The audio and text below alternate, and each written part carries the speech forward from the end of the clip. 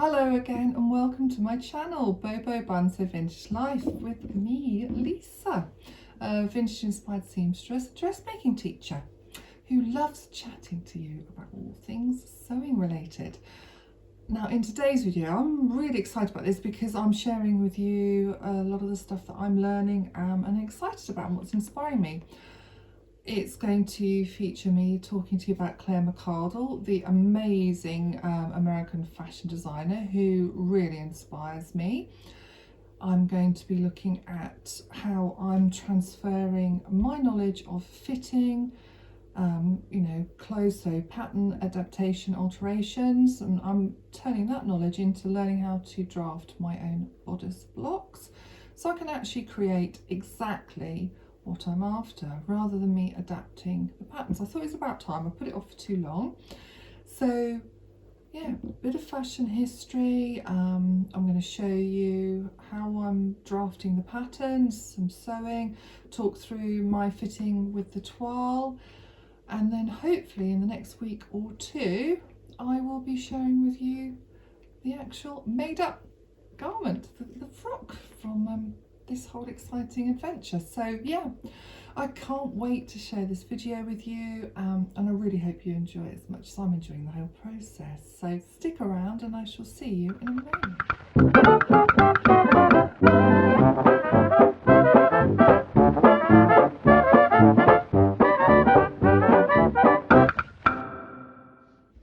Welcome back.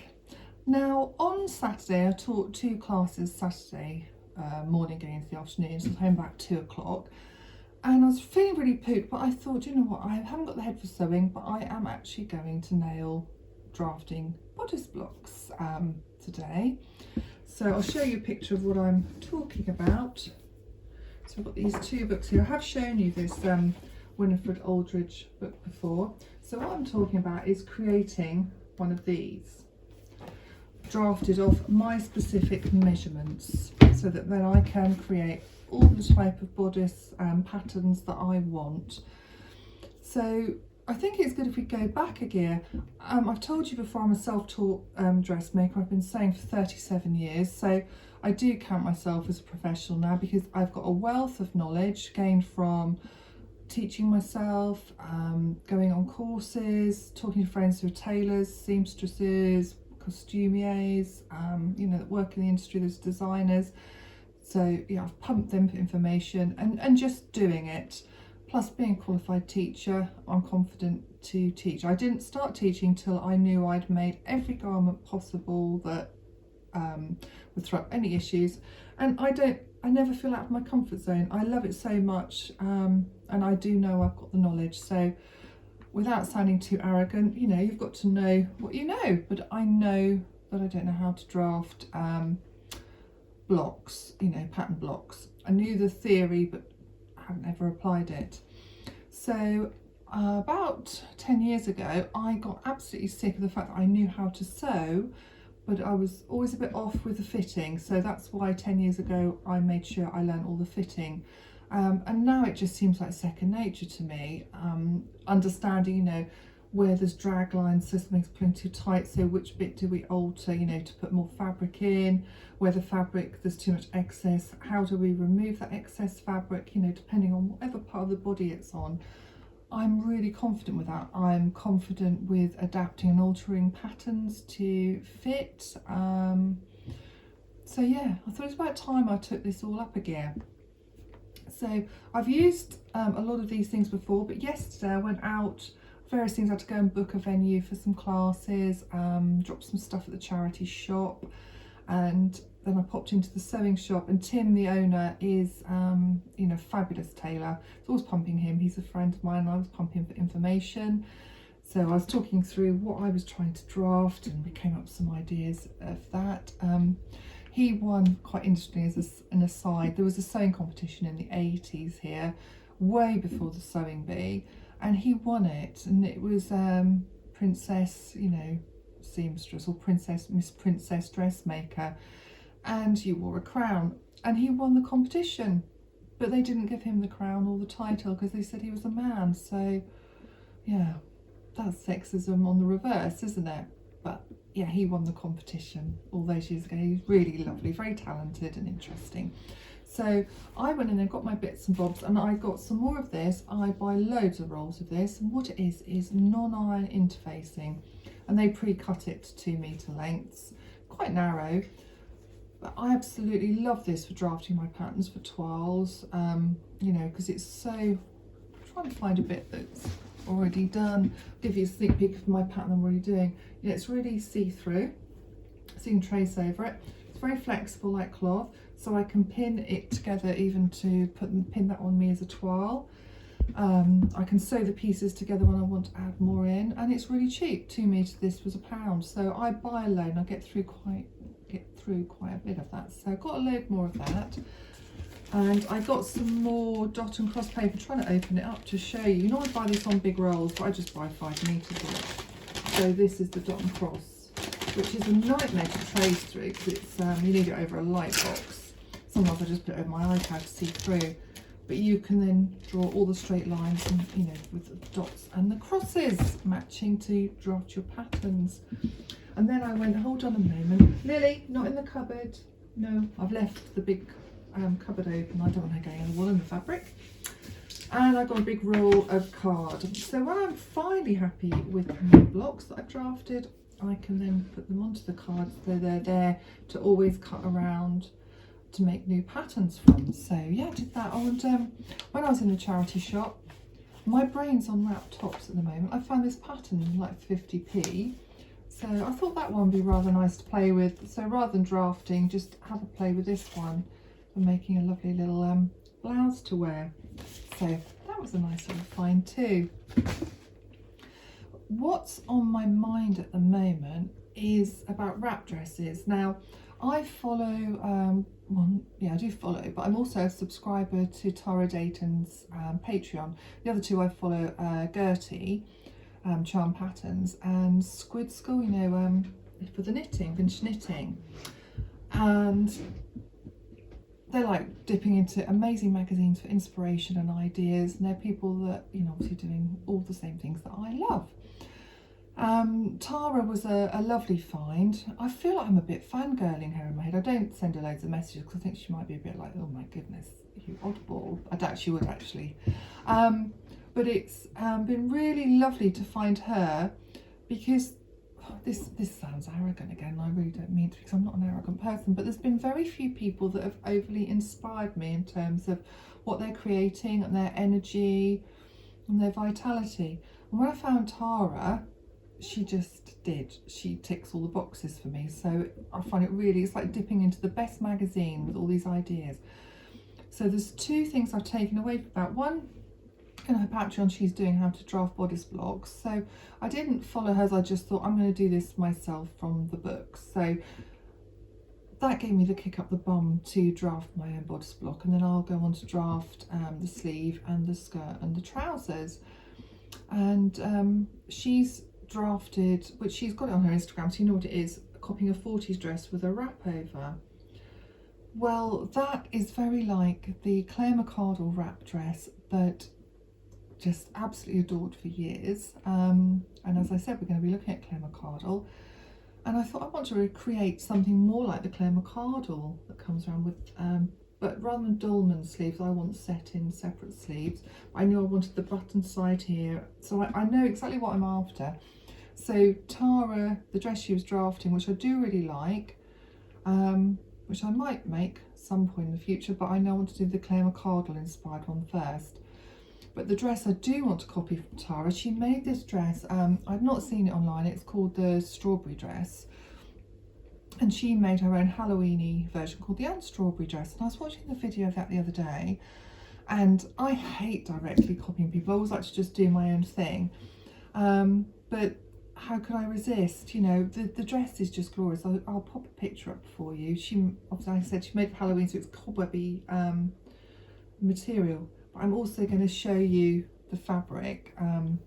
I'll just put a video in now to show you the fabric I've got for my wrap dress, that I really like the idea for the wrap dress. So I'll show you the drawing I've got for that, and then I'll show you the 2 floral fabrics I've got for that. And then I will show you the fabric that I've got planned out for my not the strawberry dress. So this is my Claire McCardell idea one with the wrap and the buttons, and then this is copying for the strawberry dress. So I'll just show you those fabrics because oh, they're just lovely.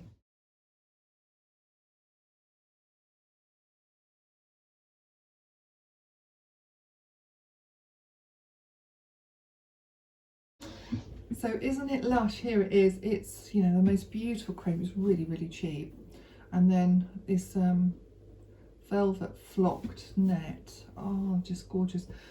Didn't go in for them, but they spoke to me. And I've got some black ribbon. I'll just show you black ribbon for doing all around the waist. So yeah, really excited about getting that project. We've got a wedding at the end of the month. Who knows? I might get it made before then. It'd be lovely if I did, but got more than enough to wear if not. I don't think I'll be sewing much for the next few days because Friday the sun's meant to be out and my oldest daughter's actually off work, and we very rarely have to spend time together, so we're going to have some time together on Friday evening. I'm going out to see a lovely friend I met through sewing class, and she used to be a BBC camera woman. Filmed all around the world, documentaries and dramas, whatever. So she's fascinating, a really all-round lovely fun person to be with. So I'm seeing her Friday evening, teaching all days, well, till midday Saturday. And Saturday is my second birthday. How bizarre is this? I have 2 birthdays. Because I'm adopted, my parents met my birth mother when she was pregnant with me. And there's a whole interesting story. It's not a tragic, sad tale, it's interesting. But yeah, they met her while she was pregnant with me, and she'd got my 2 brothers. She was an Irish Catholic lady who was then separated from her husband, had an affair with, he was an American serviceman, you know, in the Air Force, and then she had an affair with another American Air Force man who went back to the States, not knowing about my existence. And obviously best to have me adopted, because how do you survive? And she would have no maintenance for me. And my aunt was I've gone off on a tangent, haven't I? My aunt was a midwife, so she delivered my half brothers. So yeah, and my dad couldn't have children, and he was like 16 years older than my mum. My mum couldn't have children, I presume, not that she's ever found out. So my aunt obviously put them in touch with each other, which she wouldn't get away with doing today. And I don't know, it'd been looked upon too favourably then, but no money exchanged hands. It's all very privately done. Private adoptions were allowed in those days. So they met her through, and then when I was born, I think I was 2 days old when they went to the hospital to see me, because she went into hospital acting as if she was having this baby and would have to stay there with me for 10 days. And then she left hospital and handed me over to my parents. At which point my dad wrote a letter to the adoption authorities, which I have. I met with a social worker in my 20s so I could get all my papers. And the letter says we have a baby at home called Lisa who we'd like to adopt. Blah, blah, blah. And I officially became theirs on May the 14th. So I'm born on the 29th of December, and May the 14th is the day I officially became mum and dad. So they call that my special birthday. So it's always celebrated. So my mum's going to take me out for lunch on Saturday, which will be really lovely. It always has a slight poignancy to it though. I hope I don't well up when I say this. Sometimes you do, don't you? But 10 years ago, this Saturday will be the 10th anniversary of the last time I saw my dear dad. Yeah, I'd gone over to see him before I went out for lunch with mum, because dad was like 85 then. And my mum's birthday is at the end of May, and I went to see him and have coffee with him, celebrate part of my birthday. He wasn't well enough to come out for lunch with us, and mum was already at work. And yeah, spoke to him about what he'd like me to help with, and he said he was going to get mum her favourite Dior perfume and blah blah blah, and he was alright, could sort that, could I get a card, and yeah, by the end of the week he'd died. So he was in hospital, and I remember phoning upstairs coming to visit, and I remember him sounding so lovely on the phone, and then the next morning before I got there he'd died. So bless his heart. Yeah, he's a funny old bugger, but he was my dad and I loved him. So there we go. So yeah, it's a funny old day, isn't it? Yeah, sweet and sour.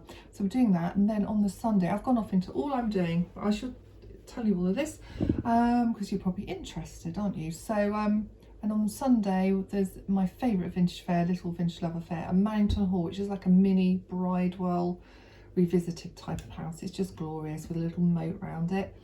And of course there'll be all the amazing vintage fabrics and buttons and things to find.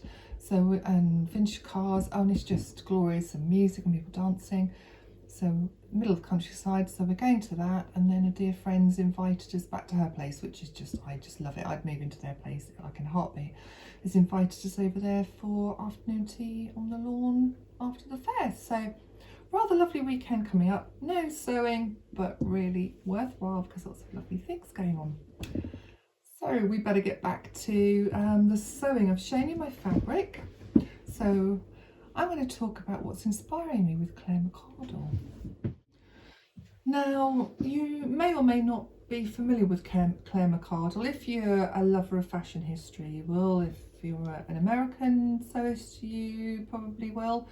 You know, I think of her as being incredibly famous, and she was in this field. She summarised up the American look. Sadly, she died when she was 52 in 1958. I mean, unbelievable what she would have gone on to create if she'd have lived, but sadly, you know, she was taken by cancer. She died in, I'm trying to think, I'm just looking at my notes. Yeah, died in 1958. Diana Vreeland, Harper's Bazaar editor at the time, was a great lifelong friend of hers. And one of the quotes that I read is not from Diana Vreeland, but it was to say that she is to America what Vionnet, you know, Madeleine Vionnet, was to France. I mean, what an accolade. Vionnet is held up as being one of the master couturiers, and Claire McCardell to American design was the same. I think she's absolutely amazing. Now, she studied at Parsons in New York in the 20s, and then they went over to you know, studying fashion design, and it was more of a costume design degree. There wasn't such a thing as a fashion design degree. It's kind of the amalgamation. And then they went over to Paris, where they were able to buy samples of designers, couturiers such as Vionnet, which those students would then take apart so they could study the construction. There wasn't a thing as an American design label. You know, everything came out of France. The couture houses in France led the way for pretty much what happened around the rest of the world, and then everyone would copy it. They would send spies into the shows, or, you know, making it look like they were going to be buyers, you know, customers, and then they could come back and copy the design, so they'd have them out, you know, on their label as well. So yeah, Paris was the place to be. But interestingly, a few years later, in the 30s, Claire McCardell, you know, made the vow that she was not going to be influenced by Paris anymore. It was going to be about what she wanted. And she very much created designs for things that she wanted to wear herself. So there's that real belief and passion in what she created.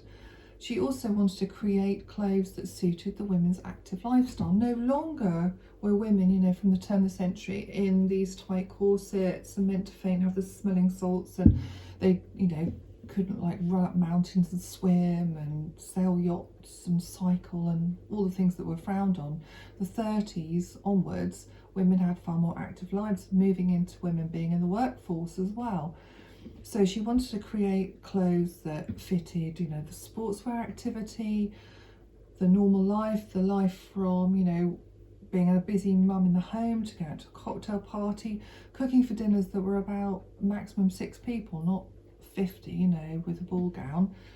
And it's very interesting what you have when Claire evolves through to the 50s, corresponding with what you've got with Dior with the new look. So he puts women back in boned clothes, high heels, corsets, girdles, the whole thing. And the woman goes back to the early 1900s, as I say, the 19th century, the early 1900s. Claire McCardell frees all of that. She doesn't put girdles and petticoats and boning and corsets in her clothes, and she preferred flat shoes. Something else that she pioneered was, and I've just got to look because I always forget the name, Capezio. Capezio was a dance shoe manufacturer, Italian dance shoe manufacturer, you know, proper ballet shoes and through to all the dance shoes. And Claire McCardell pioneered the ballet shoe with him for everyday wear, you know, with the proper leather-soled bottoms. That came out of Second World War shortages, leather shortages. So obviously the ballet shoe uses less leather, but you could also use other fabrics. So the ballet pump, you know, that is a very classic Claire McCardell look. So yeah, very, very different to what Dior was doing. So let's go back through some more, you know, evolution of how Claire McCardell gets to where she is in the 50s. Now, I'm not going to add in all the details here because it just gets a bit like date and name and whatever. But she worked for a design house called Townley Frocks, and then it all went a bit pear-shaped with various things. So she no longer worked for them and she moved to another company. But when and they went bust, that was because Claire had designed this dress called the Monastic dress that was basically something hung off the neck and then gathered in. I'll show you an image of it. So it sounds quite a boring kind of shape, but it was something that women could gather in any way they wanted.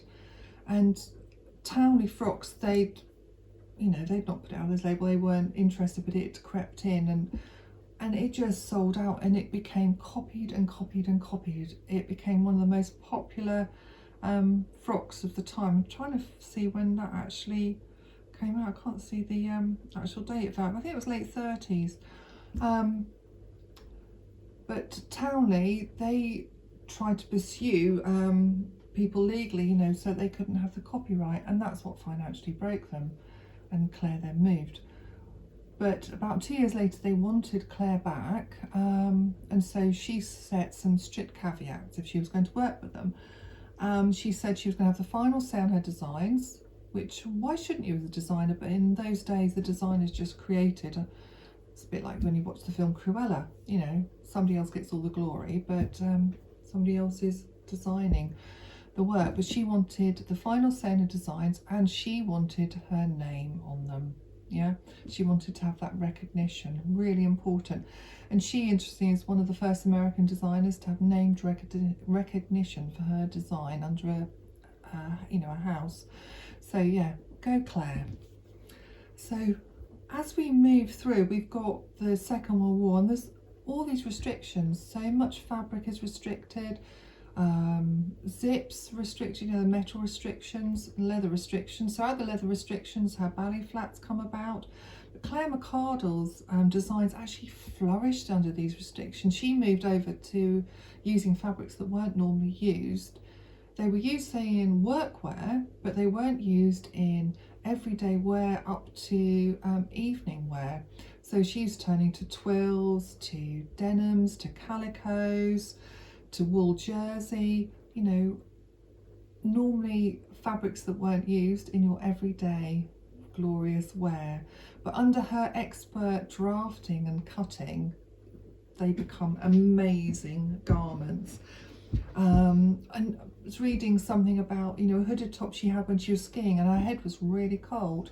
So she said she needed some sort of hat, you know, keep her head warm. So she drafted the hood. It's, you know, sort of like a balaclava, you know, shape without the face. She drafted that onto her top, which is the early forerunner of what we now know as the hoodie.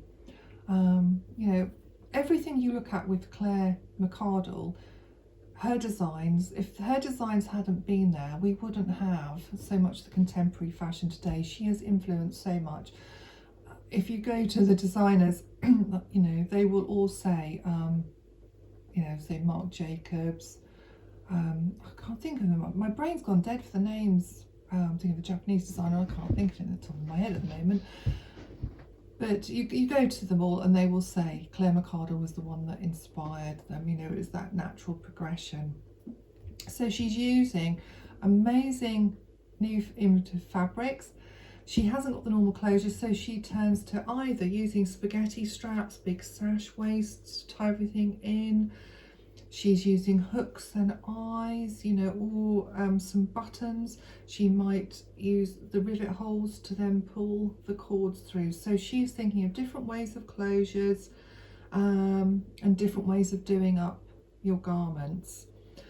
And I was just looking down here, so in 1941 she produced, because there's so many things that she was innovative with, this woman is blooming exciting.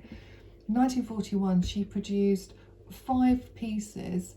Now separates weren't the thing at the time, but she produced 5 pieces that then could create 9 looks. She loved to travel. She wanted things that she could put in so she hadn't got to carry so much in her bag, but she could create lots of looks. I mean, that was hugely innovative. That leads on to what we now call the capsule wardrobe, but that wasn't a thing back then. She designed the kitchen dinner dress. You know, it's known as the dress that could take you, you know, through the whole day. And that was, oh god, my bow's all up there. So it was a cotton full skirt with an attached apron. So it's very much like the recent dress that Gertie's brought out in her charm patterns, the apron dress. And I think it's Claire McCardell she was inspired by. I'm sure it's a photo she used in her inspiration board. So then we have this very famed popover dress, which you might have heard of, and there's so many ones copied by lots of other designers and pattern companies. It came from Dinah Vreeland. She challenged her, Claire McCardell, to create something that could take the woman, you know, the fashionable woman, that could take her from cleaning the house to a cocktail party. You could wear this dress all day. And yeah, she really nailed that brief, didn't she, with the beautiful, beautiful popover dress. In 1950, Claire McCardell was given the Woman of the Year award by President Truman, which she was immensely proud of. And she was also on the cover of Time magazine, the 3rd only fashion designer, you know, one of 3 to actually be on Time magazine. So she was celebrated during her lifetime, which I'm so glad, because so many amazing creatives become famous when they've gone and they never know what they were, but at least she knew during her lifetime, you know, how amazing, you know, she was in terms of the regard she was held by. Some other things I want to tell you about the characteristics of Claire McCardell design, which is what I love in everything that I wear. She insisted pockets in everything, and we know that, don't we? We want pockets in everything. She brought out the diaper bathing suit. You might have seen that. I've told you about the monastic dress and the popover dress. Capris and ball gowns, they all had pockets in. You know, it doesn't matter if it was a ball gown, they had pockets in. The asymmetrical neckline, cinched belts and wrap waists, wrap and tie styles. And I've told you about the ballet flats. She put trouser pockets and pleats in women's wear, trousers, which was very much a male thing. She did use a lot of men's clothes ideas, which she'd got from when she cut up her brother's clothes when she was a child. She was always interested in fashion. She brought zips on the side of trousers and skirts rather than the back, and obviously would prefer to omit a back zip if she could. She wanted women to have clothes they could actually get into. They didn't need someone to help them get into their clothes. There was a lot of fabric draping and gathering to accentuate your natural body shape. So you imagine if you opened up a pattern there, so then you'd gather it all in, so then it would spray out over the bust and then be side in again. Use of natural fibres, you know, and fabrics. So like I said, denim, cotton, twill, gingham, jersey, not just, you know, in day wear going into evening wear. No structure. You know, she didn't want all the sequins and the heavy garments, you know, the corsets, the boning, and shirtwaist dresses. That's another Claire McCardell feature. So yeah, this woman is just all around inspirational and I mean fabulous. Now, just to finish up about Claire McCardell before I show you the start of my drafting journey, I've been really interested in finding out more about her and how she insisted that clothes should actually be useful. That it should be function over form, but that didn't mean that you should get away from their beauty. Her philosophy was in favour of a long-lasting, versatile and attractive wardrobe. Long-lasting, I mean She wanted you to be able to wash it loads, it wouldn't fall apart. She wanted this stuff to last. So very much fits in with our ethos today, you know, not using fast fashion. So even though she designed ready to wear affordable clothes that women could actually buy off the racks, it wasn't about disposable fashion. It was about creating classic times pieces that you would be able to wash again and again and wear. They weren't hitting that point of fashion. But interestingly, because she was a really fascinating young designer, she appeared in the high-end magazines like Vogue and Harper's Bazaar, even though she was creating for the mass-produced market. When she died, her design lines ended. Often a designer will die and then somebody else, you think of Dior, Yves Saint Laurent took over the house. With Claire McCardell, nobody else took on the designs. Her brother said there was only one Claire. Her designs were true to her, you know. So I really like that there's nobody copying or trying to imitate and be her. You know, that was her moment to be. So I hope you've enjoyed me talking and showing you through some of Claire McCardell and showing you some of the dresses and designs that I really liked. So now I'm just going to show you the start of my journey to trying to create my own Claire McCardell inspired dress. And of course, as we go along, I'll be doing the Tara and strawberry type of, but mine will be the spotty version. So yeah, I'll show you some more of my drafting. So this is using my Winifred Aldrich to draft my bodice block. I've shown you this book before. It's a fabulous resource, this book. The red lines where I've drafted and I thought it's wrong, so the black lines where I've drafted up my bodice block again. And then this fabulous pattern cutting made easy book. I've got the wrap over asymmetric to show me how to draft that bodice. That's really, really useful.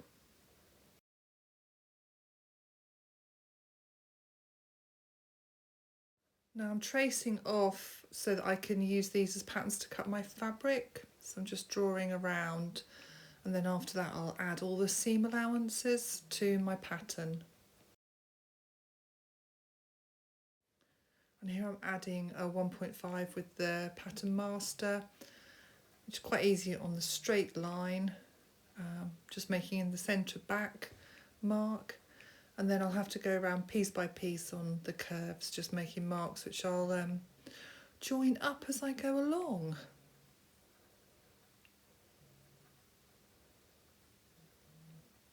And I tend to draw these in freehand, you know, once I've made all my marks.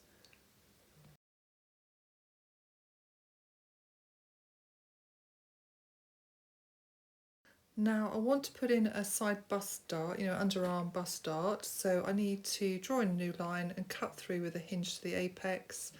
I've already cut through the shoulder dart, which I'll then close up, and that will open out my underarm bust dart. It's all very clever, isn't it, how you swing everything around to create what you want. Because this is like fabric, I'll pin it together and then I'll sew the pieces if I'm happy. If it's paper, I'd have a bit of sellotape to stick it down. Once I've got that all pinned in position, which seems to be taking ages when you watch a video, I'll then, I've got to cut an extra little bit of interfacing which I'll slip under to fill that hole in the bust dart. And then I can draw my bust dart in once I've got that in place. Everything always seems to be flopping about so much, so I'll just pin that down.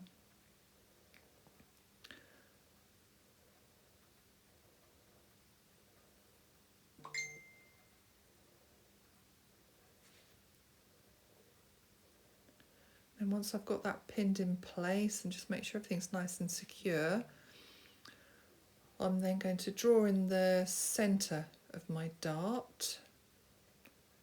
So we'll draw in the centre of the dart and the new dart legs, and then I'll need to set that back from the bust apex, you know, just to draw in my dart properly. Yeah, so I just need to fold that in half to get the end of the dart drawn in right.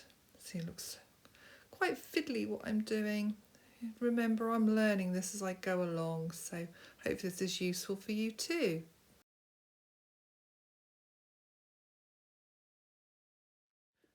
Now I'm just backing up the dart from my bust, And I think once I made my toile, I backed it up a little bit too much. I needed to bring it in a bit, but you'll see that when I get to my toile where I mark a new line. I didn't actually sort of measure it, I just did a rough approximation with that one. So just drawing that in nice and neatly.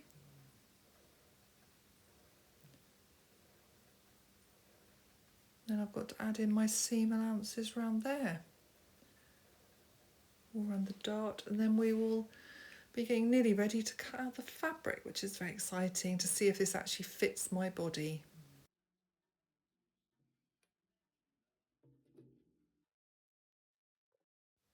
I've finally got my breakfast there ready to go when I finish this. I'm just marking out the sides, putting in some notches and making sure the length with the dart closed all fits, and the waist was just a smidge too long, so that's where I've drawn in that new line, and then I'll blend that in so that the waist will fit both front and back. Now I'm just moving the waist dart down, and then I'll redraw in on the dart legs. Plus I've drawn a box around the bust dart because I want to move that down. I think that's a bit too high. So as you can see, I've drawn out 2 lines that are parallel to the grain or the centre, fold line. And then I'm cutting around that box. It's a lovely process. Then you just slide it up or down to wherever you want, and I'll make sure that dart apex hits my new line. So you can see I'll just slide that down, or not slide it, because everything's a bit sticky. There you go, I've just moved it down in place, and then I'll pin that and put another bit of interfacing underneath, which I will sew in place, and everything will be ready to go.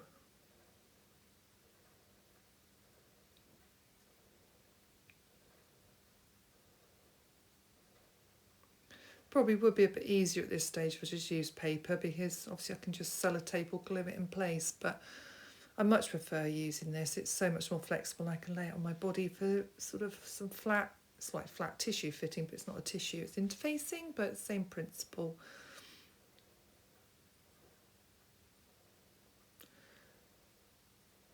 Once that's all secure, I'll then just redraw in those lines from the side, make sure that they all match. Yeah, and I've got to draw in that waist dart and we're all good to go.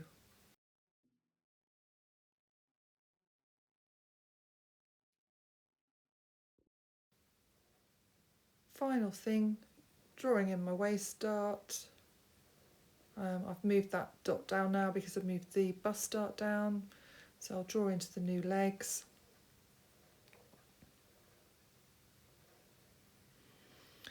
It's quite funny, I've put this off for ages and I could just do this all day. I'm getting quite obsessed about it. It's lovely, doing some drawing. I've been doing more of this than I have been sewing the last few days, so it's a very satisfying thing to do indeed.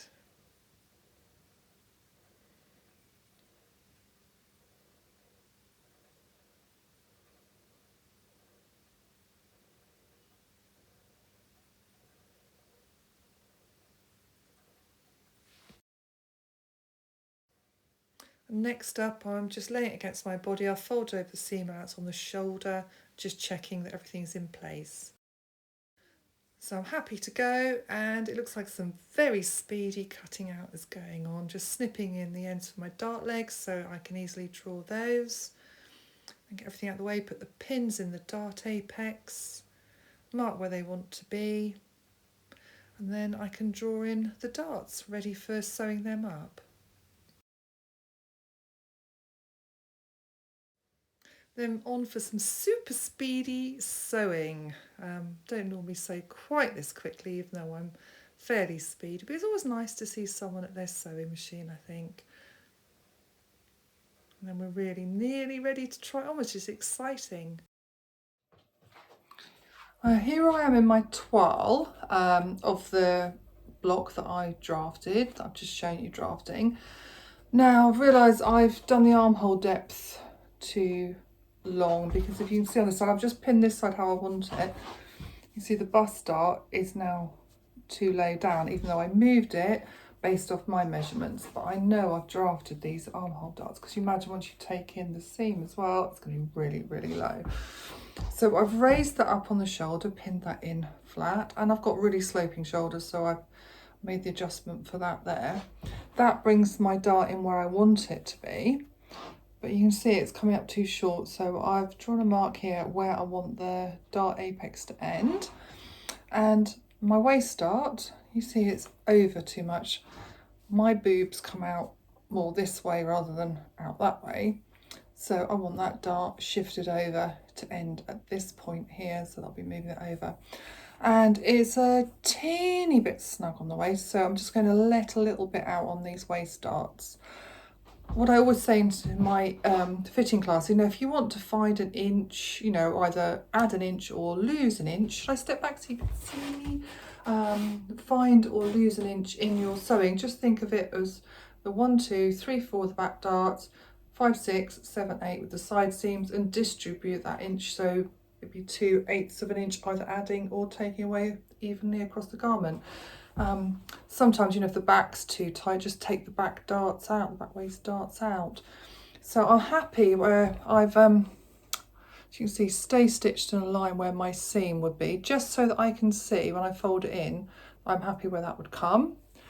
And I've stay stitched around the neck, which I always do on toiles, because one, I want to know that it's not going to stretch out, that I don't need to lose anything here.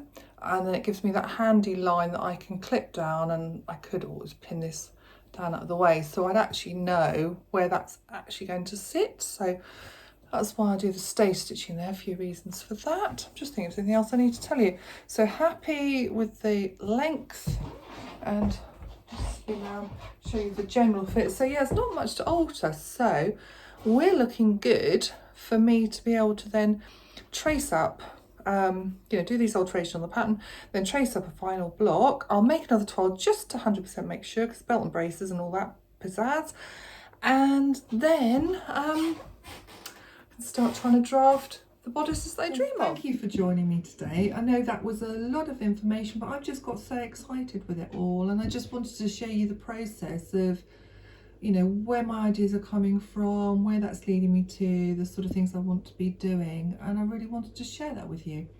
So this is kind of going to be the first part, and the next part will be with me getting that toile right, and then making the bodice block, you know, adapting it to the pattern that I want, fitting that, and then we can make the real dress. So yeah, very exciting. So thanks for joining me today, and if you really enjoy what I'm doing and you'd like to see more, then please hit the subscribe. You know, there's a little image at the end, and you just press that and you can subscribe at the end of the video too, and chat with me. I'm always here for a good chat. I'd like to know what you think, and excuse me, and like's good too. It's really nice to know you're enjoying what I'm doing. So I'll either see you here again next week or over on my feed Instagram at Bobo Bun. Either way, it's been lovely chatting with you today, and I shall see you again next week. Bye bye.